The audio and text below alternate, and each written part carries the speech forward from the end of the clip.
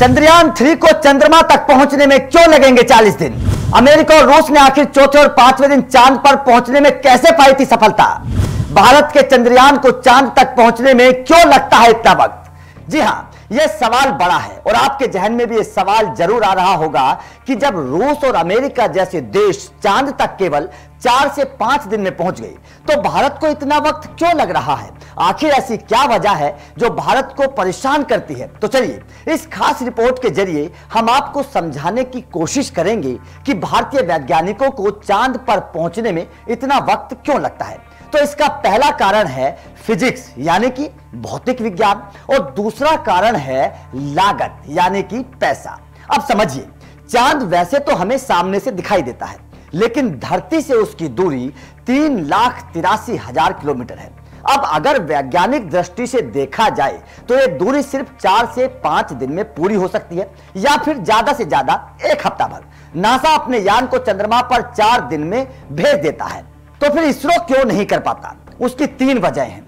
Number 1 कारण, इसरो की धरती के चारों तरफ घुमाकर अंतरिक्ष यान को गहरे अंतरिक्ष में भेजने की जो प्रक्रिया है वो सस्ती पड़ती है। अब ऐसा नहीं है कि इसरो इस काम को नहीं कर सकता, वो अपने यान को चंद्रमा तक जल्दी नहीं भेज सकता है, लेकिन उसके पीछे की बड़ी वजह यह है कि नासा की तुलना में इसरो के प्रोजेक्ट सस्ते होते हैं, किफायती भी होते हैं। कम पैसों में इसरो का जो मकसद होता है वो भी पूरा हो जाता है। नंबर 2, अंतरिक्ष यान में ईंधन की मात्रा सीमित होती है, उसका इस्तेमाल लंबे समय तक करना होता है, इसलिए भी उसे सीधे किसी अन्य ग्रह पर नहीं भेजा जाता क्योंकि सारा ईंधन खत्म हो जाएगा, फिर वो अपना मिशन पूरा नहीं कर पाएगा। इसलिए धरती के चारों तरफ घुमाते हुए कम ईंधन का इस्तेमाल करके यान को आगे बढ़ाया जाता है।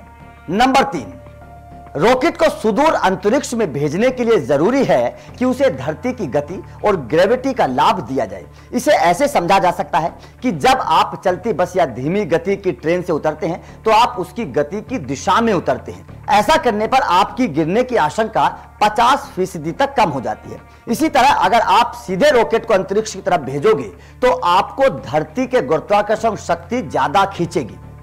वैसा आपको बता दें कि धरती अपनी धुरी पर करीब 1600 किलोमीटर प्रति घंटे की रफ्तार से घूमती है। इसका फायदा रॉकेट या अंतरिक्ष यान को मिलता है। वो धरती के चारों तरफ घूमते हुए बार बार ऑर्बिट मैन्यूवरिंग करता है, यानी कि अपनी कक्षा को बदलता है। कक्षाओं को बदलने में समय लगता है, इसलिए चंद्रयान 3 को चंद्रमा पर जाने के लिए 42 दिन का समय लगता है। इसके पीछे की एक वजह यह भी है कि इसरो के पास नासा की तरह ताकतवर रॉकेट नहीं है जो चंद्रयान को सीधे तौर पर कक्षा में भेज सके।